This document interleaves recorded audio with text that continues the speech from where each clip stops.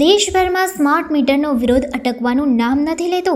લોકશાહીની અંદર જો પ્રજા કોઈ વસ્તુ ન ઈચ્છતી હોય તો પ્રજાના નિર્ણયનું સન્માન થવું જોઈએ, પણ તેમ છતાં સરકાર અમુક સ્થાપિત લોકોને ફાયદો કરાવવા માટે તેવી નીતિઓ જોર જબરજસ્તીથી લોકો પર ઠોકી બેસતા હોય છે। વડોદરા શહેરના વોર્ડ નંબર 8માં આવેલ સર્વેશ્વર ફ્લેટમાં સ્થાનિકો દ્વારા સ્માર્ટ મીટરને લઈને કડક વિરોધ પ્રદર્શિત કરવામાં આવ્યો। જીબીના કર્મચારીઓએ સ્થાનિકોને જણાવ્યું હતું કે સ્માર્ટ મીટર ફરજિયાત લગાવવું પડશે અને કેટલાક કેસોમાં પોલીસની ધમકી આપી બિન ઇચ્છિત મીટર લગાવવાના પ્રયાસો કરવામાં આવ્યા હતા। સ્થાનિક લોકોએ આક્ષેપો સાથે જણાવ્યું હતું કે આ નિર્ણય 2 પૂર્વ કોર્પોરેટર્સના દબાણ હેઠળ લેવામાં આવ્યો હતો। સ્થાનિકોએ આ મુદ્દે આમ આદમી પાર્ટીના નેતા વિરેન્દ્ર રામીનો સંપર્ક કર્યો હતો। વિરેન્દ્ર રામી પરમેશ્વર ફ્લેટ ખાતે આવી પહોંચ્યા હતા અને સ્થાનિકોની સાથે રહી સ્માર્ટ મીટરના વિરોધમાં કડક રોષ વ્યક્ત કર્યો હતો।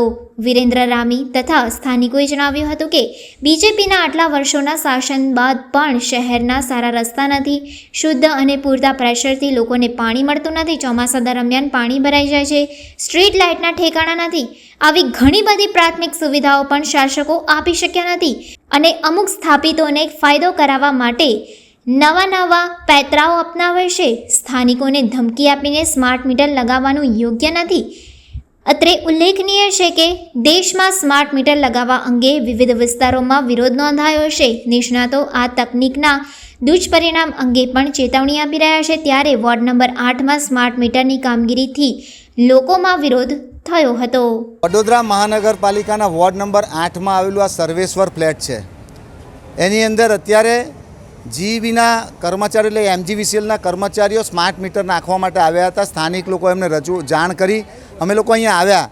જે રીતે અત્યારે વાત કરીએ તો જ્યાં એમજીવીસીએલના અધિકારીઓ શરૂઆતમાં તો આ જે લોકો છે એ ગરીબ અને મધ્યમ વર્ગના લોકો છે એની પર જો હુકમી કરી અને નાખવાનો પ્રયત્ન કરી રહ્યા હતા કે ભાઈ ફરજિયાત આ મીટર નાખવું જ પડશે, પરંતુ અમે એમને જ્યારે કીધું કે ભાઈ તમે ડિજિટલ મીટર લગાવ્યા છે જેની વેલિડિટી 15-15, 20-20 વર્ષની છે, હજુ વેલિડિટી પૂરી નથી થઈ, તો શાના માટે ભાઈ સ્માર્ટ મીટર લગાવો છો? અને તમારે જો સ્માર્ટ મીટર લગાવવાના એટલા જ શોખ હોય તો જાઓ ભાજપના ધારાસભ્યને ત્યાં, જાઓ ભાજપના સાંસદ સભ્યને ત્યાં, જાઓ ભાજપના કોર્પોરેટરોને ત્યાં, જાઓ ભાજપના પેજ પ્રમુખોને ત્યાં, તો તમને ખબર પડશે કે કેવી રીતે સ્માર્ટ મીટર નખાવાય। આજે ગરીબ અને મધ્યમ વર્ગની અંદર તમે આ વિસ્તાર હાઉસિંગ બોર્ડનો વિસ્તાર છે અને હાઉસિંગ બોર્ડના વિસ્તારની અંદર જે રીતે સ્માર્ટ મીટર નાખવામાં આવે છે એનો સખત શબ્દોમાં અમે વિરોધ કરીએ છીએ અને જો હુકમીથી, દાદાગીરીથી, તાનાશાહીથી જો નાખવામાં આવશે તો અમે ગાંધી ચિંધ્યા માર્ગે આંદોલન પણ કરીશું।